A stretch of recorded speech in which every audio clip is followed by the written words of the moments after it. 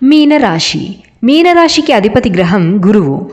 ఈ రాశిలో ఉండే నక్షత్రాలు పూర్వభాద్ర 4వ పాదము, ఉత్తరాభాద్ర 4 పాదాలు, అలాగే రేవతి 4 పాదాలు. గుర్తు 2 చేపలు. తత్వము జలతత్వము. పురుషార్థము మోక్షము.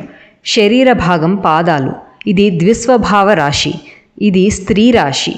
ఆయుర్వేద దోషంలో ఇది కఫము దోషం కలిగినది. గుణము సత్వగుణము. దిశ ఉత్తర దిశ. వర్ణము బ్రాహ్మణ వర్ణము. మీనరాశిలో జన్మించిన వారు సొంత ఊహాలోకంలో విహరిస్తూ నివసిస్తూ ఉంటారు. వాస్తవానికి కొద్దిగా డిస్కనెక్ట్ అయి ఉంటారు. ఇతరులను మోసం చేయరు, కానీ ఎదుటివారు వీరి యొక్క దయాగుణాన్ని ఎక్స్‌ప్లాయిట్ చేసే అవకాశాలు చాలా ఉన్నాయి. ఎక్కువగా స్నేహితులు ఉండరు. నమ్మకమైన నిజమైన కొద్దిమంది స్నేహితులే ఉంటారు. ప్రశాంతత ధనాన్ని మించినదని భావిస్తారు. ఇతరుల యొక్క సానుకూల లక్షణాలను గమనిస్తారు.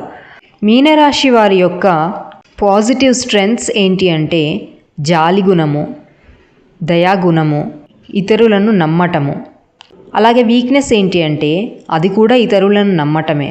అండ్ అతిగా ఎమోషనల్ అవ్వడం, భావోద్వేగాలు అధికంగా ఉండడం, అధికమైన సున్నితత్వం ఉండడం, వైరాగ్య ధోరణి ఉండడం.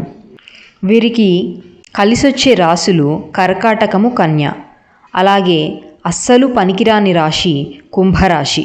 మీనరాశి యొక్క విద్యా వృత్తులకు సంబంధించి psychology, hotel management, navy, civil engineering, fishery, medicine, food business, విదేశీ వస్తువుల ఇంపోర్ట్ అండ్ ఎక్స్పోర్ట్, యూనిఫామ్ వేసుకొని చేసే వృత్తులు వంటివి వీరికి సూటబుల్గా ఉంటాయి.